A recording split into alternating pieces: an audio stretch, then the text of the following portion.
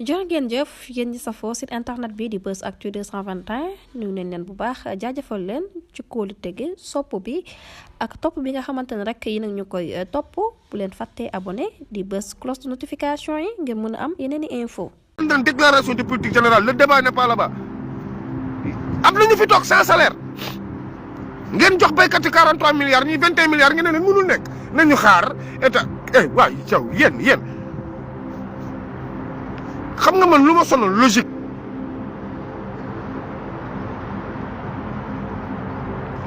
collectivité yi ñu ngi grève non ñu defal leen mise en demeure ne leen kaa leen liggéey si par force faites le minimum léegi état dina xool nu muy retiré da nga war leen jox 21 milliards pourtant pour wane politique non damay dimbali béykat yi da nga génne 43 milliards door ko sur la table et 21 milliards collectivité locale yi nag ñii di grève depuis 1 an et demi nag waa léegi ñoom seen xaalis nag naka lañ koy def pourtant ñoom c'est une priorité ndax ay père de famille lañ 1 an sans salaire kan moo ko sañ toog Sénégal kan moo ko sañ toog Sénégal kan wax leen ma ko bu leen ñu fontoo yow ministre du budget xaw ma ministre des finances gars yi bu leen ñu fontoo quoi bu leen ñu fontoo moomu leen ñu ku wax ngeen dóor mise en demeure xam nga lan la xuuxalaatee la man dem leen sama carrière dem leen ministère ngeen jël ngeen xool GI combien de mise en demeure laa am dem leen xool ñaata DE laa am wala ngeen laaj ma Jean-Michel Mbaye Sarr dem leen xool samay demande d'explication non allez vérifier s'il vous plaît ñi ma xam dëgg dem leen ministère ñu génne leen samay DE IA Fatick wala beneen IA am na nooy bindee demande d'explication bi laaj leen commandant Diallo gendarme bi ko daan andi gis nga fi nga ma koy joxe laal naan xaaral jarul may lire dem ci bind kaa tal sa ndey jox la ko am mise en demeure coupure de solde 6 mois ça me fout au pôle nord loolu laa jàngalee ba tey laaj leen samay collègues mise en demeure xam nga koo koy def ki yaakaar ne salaire boobu mooy dund la njabootam wala salaire boobu mooy xaj mais mise en demeure boo ko joxee jëree day saaga sa ndey ndax yaakaarul ci salaire u école mën nga xëppaate lépp cëp ci fonction gis nga man c'est que fonctionnaire damay ñeme fonctionnaire boo bëggee mu liggéeyal la na féex ne ko saa waay ñëwal heure defal ma lii bu leen ne telle condition laa soxla ne ko am condition yaa ngi fii mais yow tam respecté sama liggéey mais kii fayee ko 60 000 francs toog 1 an fayee ko ba pare nga ne ko da ngay liggéey par force yaay kan yoruma xaalis da nga génnee 43 milliards fay yaay kan du ma far ci lu dul dëgg de ñu dem si toj dëkk bi sama divers yi laa nekk ni maa ngi gis dëkk bépp nga toj adjoint préfet bu Kër Massar xaw ma bu Tëngéej booy félicitation au moins lii lañ soxla woon Sénégal yëf yi du doole xel la waxtaan kot tóor ñëw xoola nit ki sax bu koy génnee da koy génnee ci xol bu féex ndax day xam ne ay la yowoon maa tooñoon mais tey bu la neexoon tey def comme sama mbokki pël yi ñëw gaarewaat say gendarme ak say gémi tojat nday lépp dem sa yoon kenn du si mun dara mais defoo ko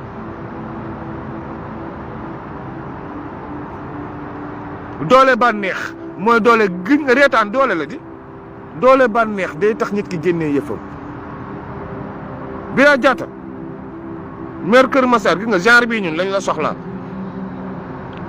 ñëwal négocier ak booy waxtaan ak ñoom mais pas ñëw di solu say jaag jaay à la Barthélémy Diaz xëbër ñoo la gën a bandi fourchette si taat lañ lay dugal nga noppi tu vas te la fermer gis nga affaire yi du doole ay code la dëkk bi kenn mënu fi jaay kenn doole man moo tax gis nga des fois su ma déggee suñ ko wax rek sama xol day jóg parce que xam nga lan moom danger Sénégal loo jaay ñu jënd ko mooy danger réew mi loo jaay ñu jënd ko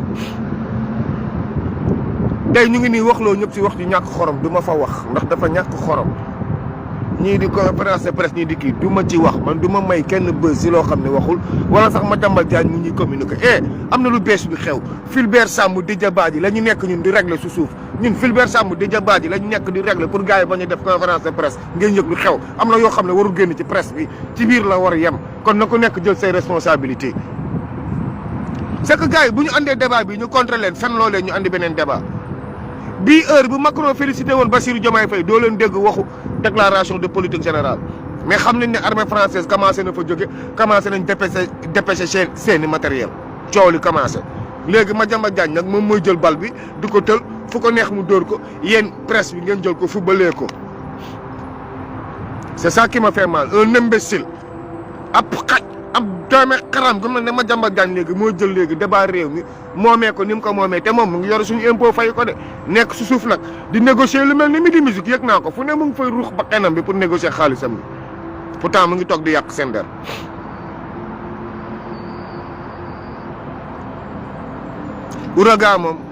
ouragan Dany moom jarul bu ñu wax si waxam ndax moom daa mer te li ko merloo du ñun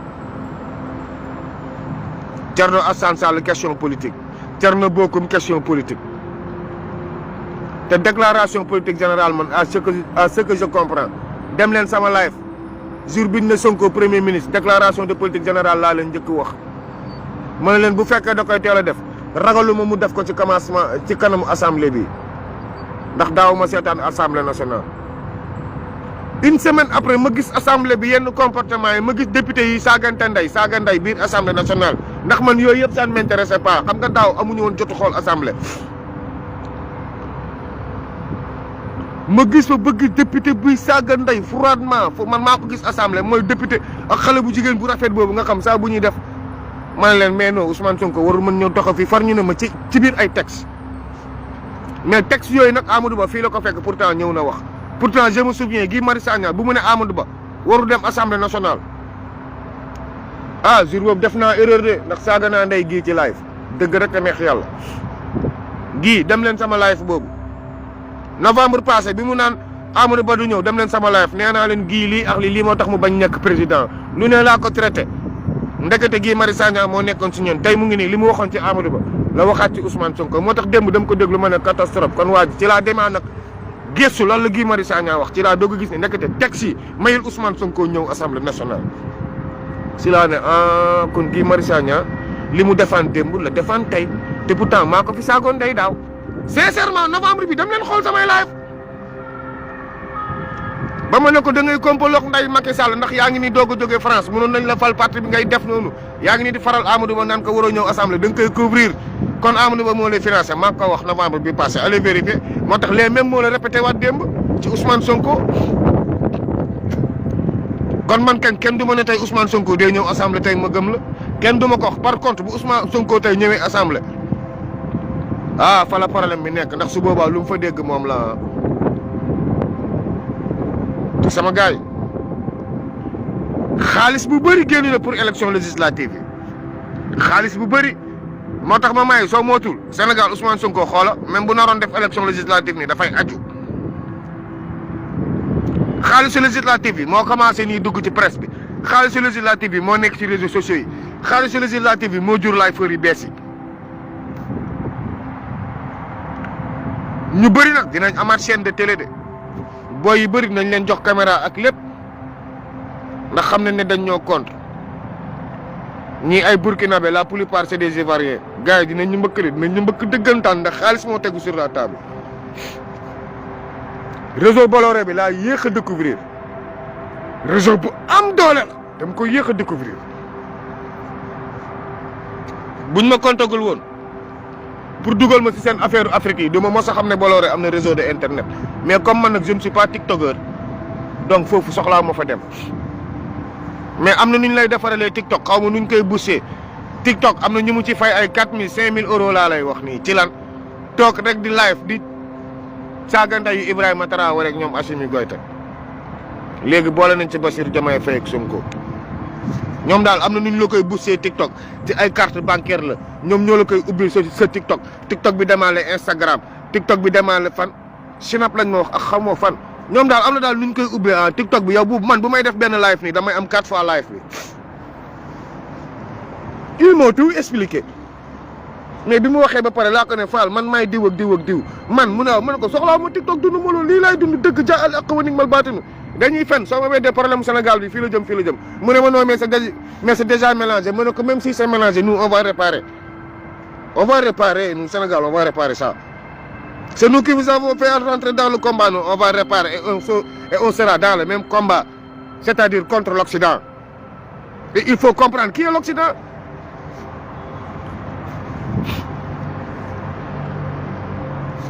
France nag ku yaakaar ne doo fi ñëw visite tu te trompes.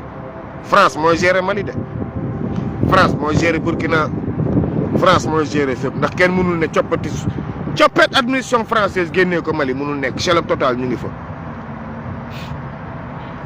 liñ leen di wax ci internet bépp yu bëri c'est de faux problème c'est faux c'est archi faux ay propagande la propagande mooy foog ñu teg Afrique unie foog ñu teg Afrique unie même ñi koy teg ci boppam xam nañu luñ ci préparé yéen anu Cuba depuis 1960 mu ngi ci révolution de ba tey Cuba n'arrive pas à sortir son nez xamu leen luy rupture moo tax xamu leen luy changement de système moo tax changement de système si c'est brutal ça peut durer 100 ans. Le temps que le système a perduré là, si tu veux changer le système brutal, ça va faire 100 ans comme le temps que tu as fait. Pile si tu vas faire 100 ans comme le système. Si vous avez dit, dem len Venezuela. En Mexique, est-ce que le Mexique est bon? Pourtant, le Mexique, il faut couper les États-Unis. Il y a la fille. Anamou? Ana Guinée Conakry? Ana Burkina? Système dafa am lu koy dagg systémique la ñuy def système code par code moo koy dagg ba code yi mag yow nga teg say pion boo tegee say pion yow si ngay doog a mën a dawal sa xalaat mais nga ñëw rëy lamiñ ay say rëy lamiñ bi jiital la rek nga ne rupture rek dagg lépp mais du ma dem France du ma dem Allemagne du ma dem Union européenne du ma dem Chine du ma dem Japon du ma dem Denis Sassou Nguesso il était en Russie waaw léegi Denis Sassou Nguesso le plus mauvais africain. Le plus mauvais gouvernant africain, c'est Denis Sassou Nguesso. Le plus criminel, le plus lâche. Qu'est-ce qu'il foutait en Russie?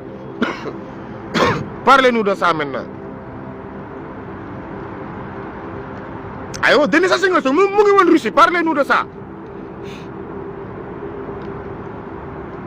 Un grand partenaire de la France, mais mu ngi woon Russie, Denis Sassou Nguesso. Pourquoi on n'entend pas parler de ça? Maintenant, c'est nous votre imbécile, quoi. Madame Bassirou Diomaye Faye doit venir se soumettre à qui, monsieur le président Niamsi. Quel Niamsi?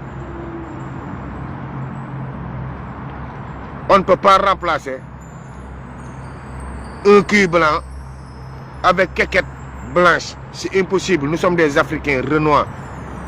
Macron, c'est quéquette blanche.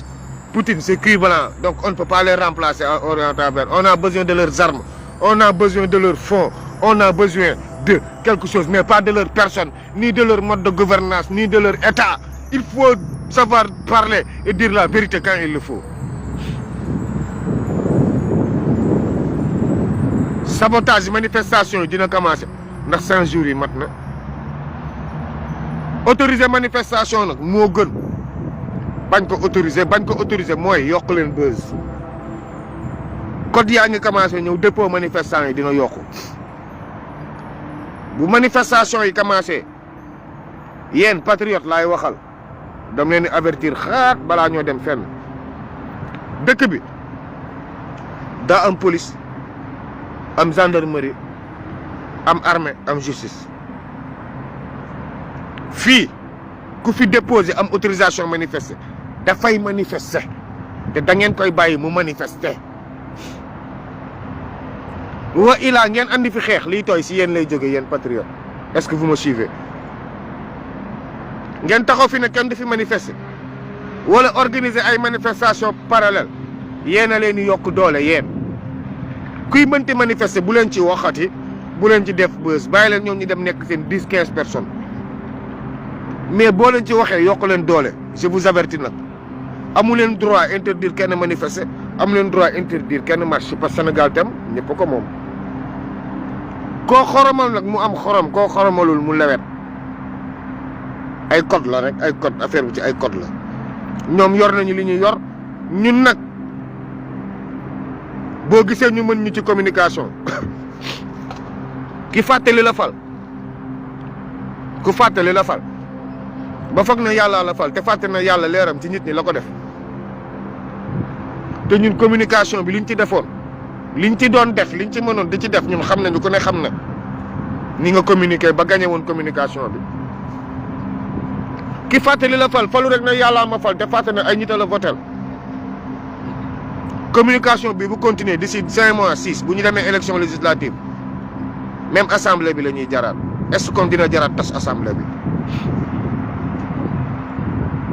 Gouvernement F24 F25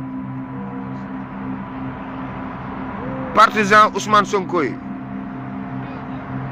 ak les membres du parti Pastef xam nga ñooñu ñëpp bokkuñu ba tey partisans Sonko ak membre Pastef yi bokkuñu F24 F25 bokkuñu te ñu ñëpp a dajale woon bokk benn communication di ko dóorandoo amoon ñu ñuy dooleel pour ñuy communiquer Sénégal amoon ñu ñuy dooleel pour ñuy communiquer ci diaspora yi ubbi suñuy chaîne de télé pour communication bi dox loolu yëpp nag buñ ko bëggee woon ginnaaw faal ñii ñu féetee ñii ils sont bien assis très bien assis ñun dañu fagoon ne 5 ans bii du ñu am problème de communication on va tout gagner mais gars yi ñii ils vont mettre les moyens ils vont mettre d'énormes moyens et moyens yi commencé na ba pare parce que moyens yi xoolal fi ñu jaar bii pas jaareew ñu moyens yi Sénégal ndax xam nañu Sénégal waxu sexe la ñuy wax waxu taat rek la ñuy wax moo tax xoolal moyens yi Afrique lañ ko jaarale. bu ñu teel woon intervenir wax Mali li xew wax ñëpp dëgg bi xew wax leen ne gars yi dañuy fen tey bii heure tey Burkina dagoon tas parce que tey police Burkina be tey dafa dóor tey ci population bi carrément xeex bu metti moo fa am kenn du leen ko wan télé nañ leen ko wan parce que lan ambassade France la gars yi bëggoon dem taal ndax lan ay manipulateurs c'est pas sérieux moo tax ñun nag communication bi ñu yoroon yéen Sénégal yéen patriote waxuma waa Pastef de patriote maanaam ñun ñëpp communication bi ñu yoroon ba contenir gars yi dóor leen pendant 3 ans 4 ans yi bu ñu ko wàccee bu ñu demaatee élection législative 50-50 lay doon maa ngi waxati ndax sondage yi ñoom ñu ngi def ay sondage gis nañ ne sondage yi commencé na balancer wu carrément. élection législative nag su ma sañoon balaa ñu ko demeti régler problème mu liste nationale waratul am parce que imbécile yëpp doome xaraamu assemblée nationale yëpp ci liste nationale la ñu ni jaaree mais tey xam nga ne tey adduna tey du gudd ba waa Pikine jël kuréel ma ki ne tey dañ koy def député ak femme boobu nekkoon assemblée di càggatu taatam bu rëy boobu xam ngeen ne kooku tey du gudd ba waa goxam jël ko def ko député jamais xalaat waaye dañu def bay génn seen gox naan ay député lañ waaw wala déet mais tey day yàgg des imbéciles à l'assemblée fu ñuy jaar liste nationale. moo tax nag yéen waa Pastef diaspora bi heureusement je suis très branché fii ba Suisse Allemagne Danemark ak fépp liste yi da ngeen di bàyyi ñu nekk si diaspora bi fii defar ko ak ñi nga xam ne c'est des éléments neutres ay électrons libres sama genre yi nga xam je m'en fous de Pastef je m'en fous de F24 je m'en fous de F25 xam nga man lu ma ñor avancement Sénégal ak ban booy moo ñuy liggéeyal man looloo ma ñor mais ngeen xaar ba élection législative bëgg a ñëw injecté ñu waat beneen booy fii si diaspora bi wala dem Ziguinchor wala dem feneen ak feneen injecté ay booy kenn du ko nangu. première élection nag ngeen nar si am tendance yu bëri yéen a koy mën moytu si lan libérer jeunesse bi ñu liggéey noo leen di libérer jeunesse bi ñu liggéey ñoom ni ñuy jël les décisions dans les bases di ko andi na jeunesse bi dem ci àll bi jëli décision ñoom seen i base andi ko si bureau politique bi pour ngeen gérer ko sama programme yi bu leen ko fàtte. bac bi nag la jeunesse de Ziguinchor maire bu bees ngeen am te diaspora bi fii foog naa ne dañ nekk vacances moo tax man sama fii laay gérer seen bac bi li ma ci defoon daaw fileeg mardi lu nekk xaj na ci fileeg mardi lu nekk xaj na ci su ma sañoon yokk li ma defoon daaw mais ren candidat yi dafa bëri école yi dafa bëri te man su ma naree garanti du ma def comme daaw de ren sama njaboot di ñaaboo li ñuy defee. du ma dem beneen lycée bu dul bu sama njaboot nekk ñoo seen i copains seen i copines loolu je vais gérer le reste nag famille dinañ jaay seen i chandise lu ma ci mën subventionné dinaa ko def mais quant à topp ci déedéet lépp lu may régler nekkul si poche doomu aadama sama dara xajul ci poche doomu aadama lépp ci yàlla la xaj man du ma xajoog doomu aadama dara dem leen naan na ku nekk mën def lii ku ko mën def ko ndax xam naa ne yàlla mooy def nit du def nit day defantu. ñu bëri dañ ma naan non grand yow lu tax doo kii wala des fois laajal ñu daf may woo grand mbax bàyyi ma yónnee la nii non am naa fi benn 150 euros laajal ñu bëri ñu may dama la ne nga ne waaw man la 50 lañ soxla nga ne ma waaw man la telle personne la 50 euros la soxla dugal ko 50 ba démb moo ci mujjee benn femme woo ma amoon ku mu waroon dimbali ma ne ko déedéet 35000 la soxla mu ne ma non 100 ma ne ko déedéet yónneel ma ko 35000 mu yónnee ma 35000 bi joxaat ma rapport bi ma ne ko merci beaucoup madame man noonu laay doxee parce que doxee ma ci yëfi doomu aadama yëfi yàlla laay doxee gëmuma affaire doomu aadama déedéet ku mën jàpp da ngay jàpp te boo jàppee du man maa lay fay mënuma fay ndeyu kenn lenn fii ku fi defaral xale bu am doom erreur bi am Casamance xale bu am doom sa doom yàqu sa jàng yàqu ci lan foog nga mindaanu ji bàyyi jàng 2 ans 3 ans balaa ngaa taxawaat ñi biir laata muy deuxième gosse man loolu laa nekk di xeex foog xale yi am doom dem jàngi munoo am 12 ans am doom góor bi la am doom dem jàngi loolu laay xeex nii loolu laa leen wax ngeen jàppale ma yéen waa Casamance. mais xeex bi lu muy tar ñu gën a ndaw ci ñi ngay am Casamance la ñuy dëkk man Casamance xaw ma léegi ban problème la ñu am. Louga du ma leen nëbb de am na femme yu ma woo allo monsieur Baye man ni Louga laa dëkk dama mën a la déedéet wutal numéro Diallo EPS bu nekk Louga ngeen woo ko moom mu jàppale foofu xale Louga yi yéen waa Louga yónnee leen waa Louga bàyyi leen maa ko waa Casamance parce que man yéen bu bëgg yomb yi nekkuma ci ku dëkk Dakar bëgg ma woo pour waa Ziguinchor dama la naan maa bañ du ma ko def na waa Casamance yónnee ñoom seen i doom ñu dox seen i doom lekk ci bag bi parce que doom yi waa Casamance la ñuy jox lekk ci bag bi ñoom waa Zik nañ ko def ñoom waa Zik seen i doom ñooy dem mbindaanu ji Dakar foog ñu solidaire mais Ziguinchor feet moo leen sonal feet tey bu doon lël 8 heures ku nekk sañ na yónnee 1500 euros lël dem fecc tëgg fecc jigéen ñi defuñu fa dara mais dañuy dem mais jigéen dañ lay bàyyi noonu les jeunes filles maman là on te laisse comme ça en rade Casamance foog ngeen éveillé wu xeexal nañ ñii ba heure bi léegi suñuy doom nañ leen xeexal teg leen au même pied d'égalité que yeneen doomu ñeneen ñi ñu branché comme yeneen doomu ñeneen ñi ñu raxasaat seen xel yi assistance sociale yi génn ñëw di leen defaral ay conférence ñu leen di jox chaque mois 25000 raxas seen xel yi wan leen ne sexe nekkul avenir wan leen ne jur ay doom di teg nekkul avenir parce que góor yi dañuy réussir bàyyi leen fi vous serez toujours des boniches on a trop de boniches et des gardiens kese la ñu am Casamance ndax lan ñi nekk gardien la yaat leen ban âge la ñu am doom à l'âge de 14 ans fekk nañu biiral ndayam teg ko fan man loolu laa nekk di xeex te loolu yéen waa Casamance tant que jógu leen jàppale ma si du ma accepté edu kenn nay leer man su may xeexal dëkk bi di ñooy jóg jàpp si ba pare man du may xeexal ku ñàkk ndeyu jom nekkuma ci loolu man borom fit laay xeexal ay borom dënn du ma xeexal ku ñàkk jom depuis 3 jours 4 ñaari nit ñu dëkk Ziguinchor rek ma woo dama tiit plus de 15 femmes ñu ngi may woo ku nekk dama la naan jox ma tour boo ma joxee tour après laa ne déedéet laa woowaat femme yow foo dëkk ma ne la madame xoolal xaaral dinaa fexe de wut contact sa dëkk Louga Diallo dinaa jox femme yëpp sa téléphone ñi nga xam ne Louga lañ dëkk ñoom ñu cotiser Louga nga xool yéen parents wala kii collègues yi ñëw xam nga professeurs yi kenn dëkk fa nga xool noo leen di toggalee ma jàppalee ko parents d'élèves yi parce que même parents d'élèves yi maman yi dañuy cotiser bopp pour vous dire mais parents d'élèves yi la plupart jury yi lañ koy jox bu nekkee ay tooboor comme village yi ndaw yi la parents d'élèves yi di cotiser pour ñëpp mais Ziguinchor dafa rëy ay centres yi mag la fa laay waxeex yéen pour sama projet bi nag par force day am projet vacances bi téye les jeunes filles mères là pour duñ dem nekk bon waa noor yi day am par force day am yéen waa Casamance ngeen jël seeni doom ku nekk parrainage 40 euros day am ngeen ñàkk ko jël day am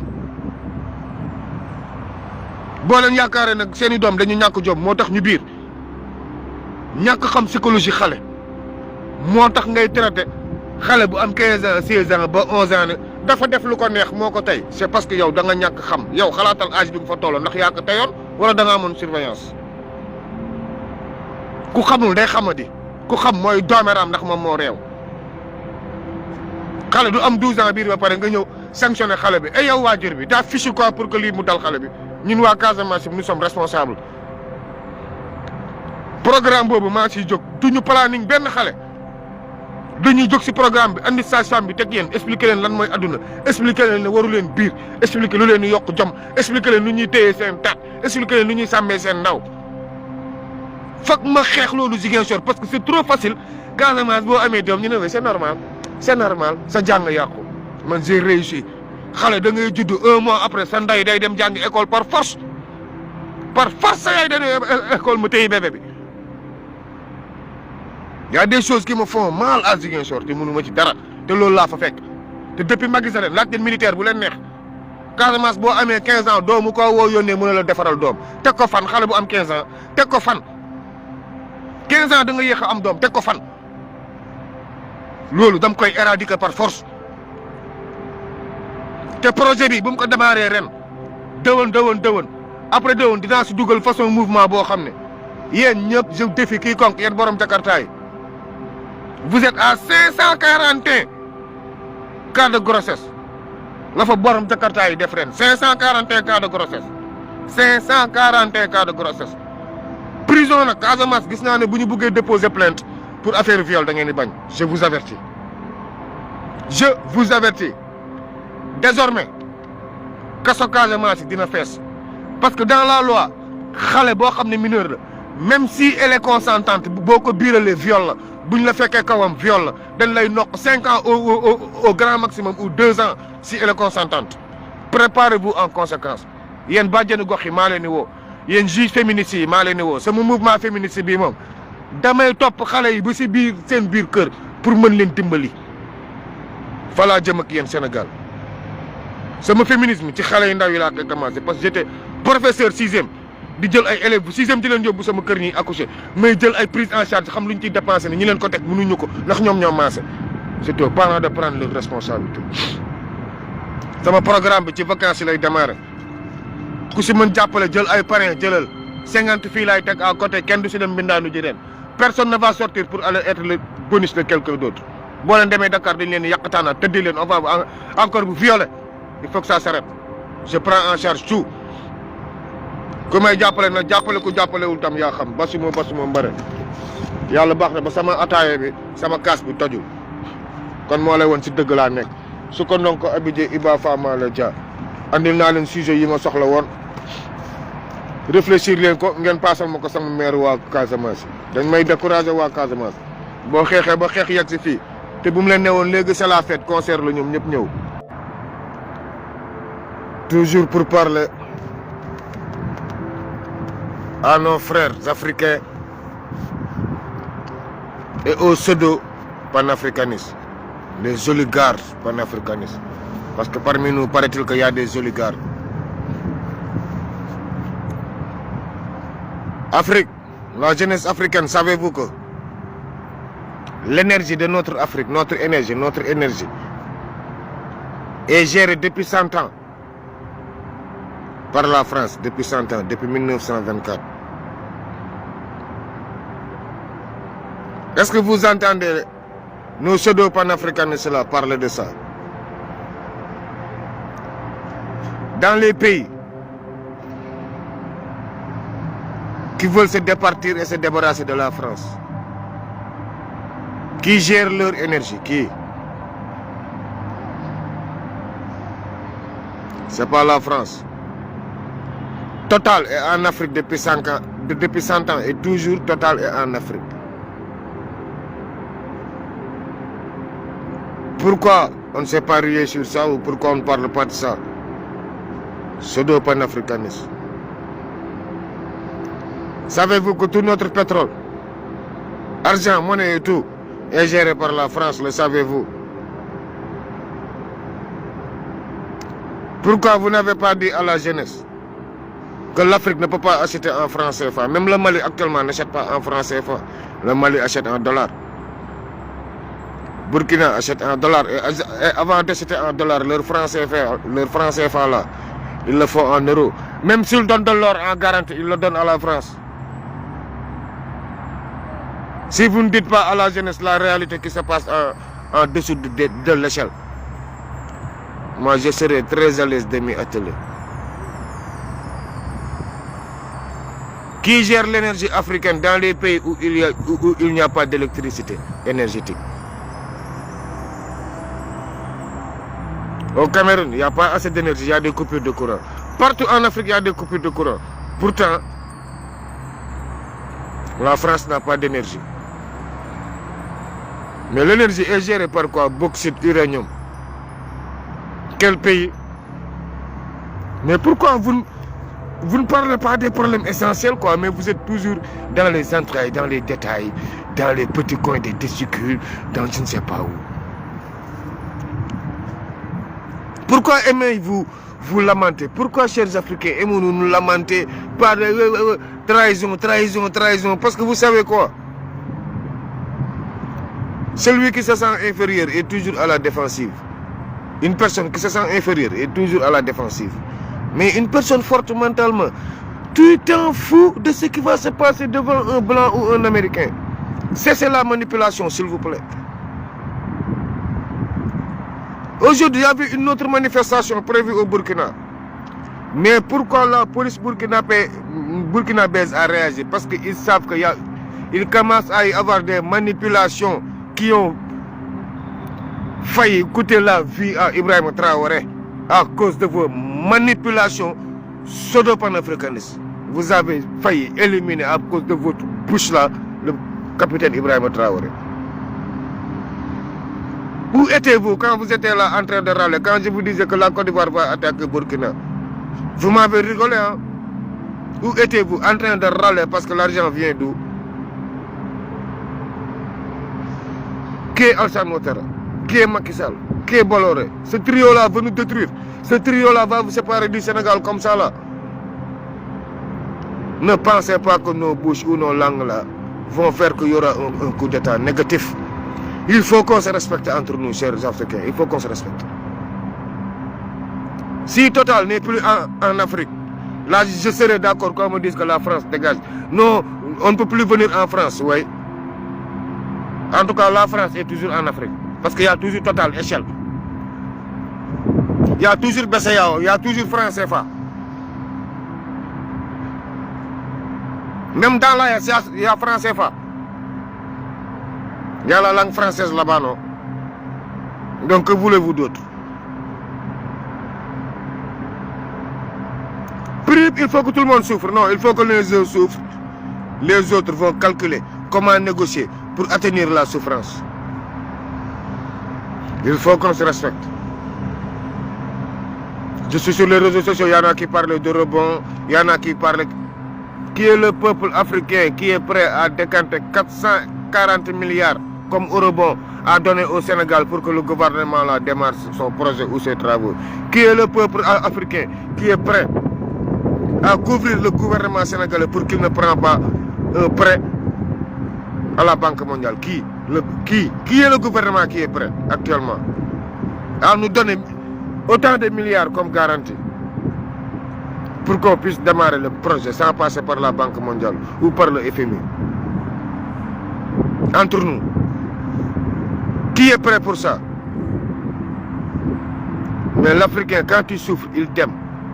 Mais quand ta souffrance commence à s'atténuer, l'Africain ne t'aime plus. Parce que l'Africain pense que dans la souffrance, on gagne tout. Or, c'est archi faux. On ne gagne rien dans la souffrance. Dans la souffrance, on gagne des mauvais comportements et un mauvais cœur. On a fait quelque chose car on a combattu pendant 4 ans avec Macky Sall. Africains, vous n'êtes pas plus intègres et cessez de manipuler. C'était ça, vous mentez. Vous prenez des livres écrits par vos maîtres esclaves comme référence pour parler de notre Afrique. Vous êtes des chiens.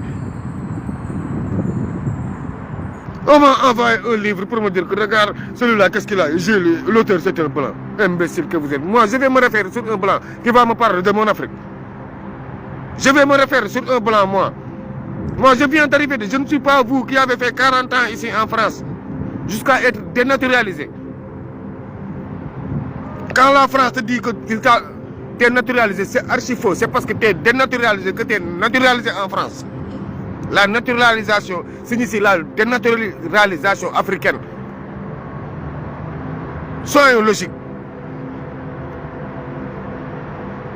Et pour la première fois, j'ai écouté le jeune Momo là qui a dit que effectivement le jeune Momo est Marine Le Pen. Les dénaturalisés là, les doubles nationalités là ne peuvent pas occuper certains postes de responsabilité parce que nous on le refuse au Sénégal. On ne veut pas de double nationalité française dans nos gouvernements, ni au palais de la République. C'est pas sûr. Pour des problèmes géopolitiques et pour les problèmes de sécurité. Un double nationalité va occuper quoi dans notre pays?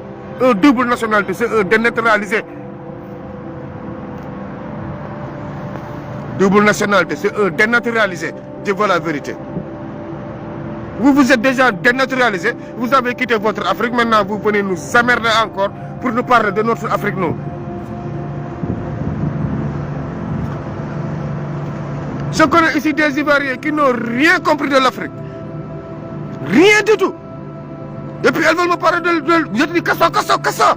Ne me parle pas de l'Afrique. Dégage. Moi je suis comme ça, je n'ai pas de sentiment sur certaines choses. Tu ne peux pas te référer sur des blancs. Et puis tu vas, tu me dis Cheikh Anta Diop, et puis tu ne fais que des récits, des vers, des proverbes. On n'a pas besoin de ça. C'est que moi, le problème en est que nous, Africains, on aime trop la théorie. Être des théoriciens, sortir des grands mots. Fils de pute. C'est parce que nous sommes des complexes. Si on sort les gros mots français là, et puis on veut insulter la France, c'est ça que je ne peux pas comprendre. On aime sortir les gros mots en français pour qu'on dise je suis professeur agrégé 1. C'est pour ça que c'est ça que j'ai dit aux Sénégalais. Je le redis aux Sénégalais. On a un sérieux problème entre nous. Un sérieux problème. Et il faut que ça se répare. Le Sénégal a un problème de complexe culturel. Raison pour laquelle on a un peu de retard par rapport à notre africanité. Sincèrement, on est en retard par rapport à l'africanité. Sur le plan politique, non, mais sur le plan culturel, on est en retard. L'Afrique et le monde ont tendance à retourner dans leur culture. Mais le Sénégal a tendance à sortir de sa culture et à pervertir sa culture. Il nous faut le respect et c'est à vous de nous faire respecter. Vous ne voulez pas être dans les réseaux sociaux. Tout le monde dit que les Sénégalais disent que ndey. Et puis vous voulez insulter tout le monde comme ça. Non. Nous, ce qu'on connaît entre nous insulter entre nous, ça ne marche pas avec les autres. Même à Ziguinchor, ça ne marche pas. La jeunesse. Pour aider le gouvernement actuel, il faut changer la communication. Pour aider le gouvernement actuel, il faut changer la communication. Car le terrain actuel là, le gouvernement là ne suit pas la communication depuis son élection au pouvoir. Le gouvernement n'est plus à la longueur de la communication. De ce fait qu'actuellement, la communication est en train de changer de côté. À cause de quoi? L'homme noir, dès qu'il est élu, quand il fait des élections, il voit les humains. Mais après les élections, l'homme noir voit Dieu. L'homme noir parle avec Dieu. C'est ça l'erreur de l'homme noir numéro 1. Après l'élection, l'homme noir te dit que non, c'est Dieu qui m'a mis là. Oui, bien sûr, c'est Dieu qui t'a mis. Mais qui est Dieu? Et il y a combien de dieux sur terre? Et qui fait marcher lumière si ce n'est pas la lumière du bon Dieu? L'homme noir, réfléchissez. À travers la communication, on a gagné ce combat-là. Donc on ne va pas perdre le combat-là aussi à travers la communication. Et si nous allons dans cette communication-là jusqu'aux élections législatives prochaines, non, on risque de tout basculer. L'homme noir, réfléchissez. Actuellement, tout est bloqué dans le pays. Et les oligarques politiques là, ils ont énormément de sous. Nous, on avait mis les moyens, mais c'était des moyens. C'était des moyens qu'on ne peut pas expliquer sur des lives. Pour gagner la communication avec Macky Sall, les 3 ans là, ce que chacun a dépensé, on ne peut pas l'expliquer, Énormément de sous pour gagner la bataille de communication. Entre 2021 et 2024, on a mis énormément d'argent pour gagner cette communication. Et l'argent là, c'est pas passif qu'il a donné, négatif. La communication, c'était individuel à tout un chacun. Individuel à tout un chacun. On se l'était dit dans un groupe. Chacun gère son groupe, sa communication.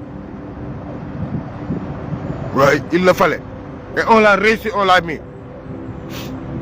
Maintenant, le gouvernement n'est plus communicatif. Le gouvernement est resté en retrait.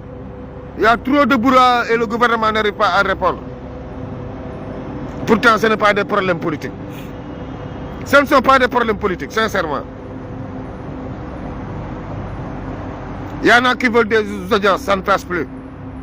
Il y en a qui veulent parler, ça ne passe plus. Il y en a qui veulent déposer, ça ne passe plus. D'accord, tout roule parce qu'on prépare l'hivernage, mais il faut que toutes les structures redémarrent.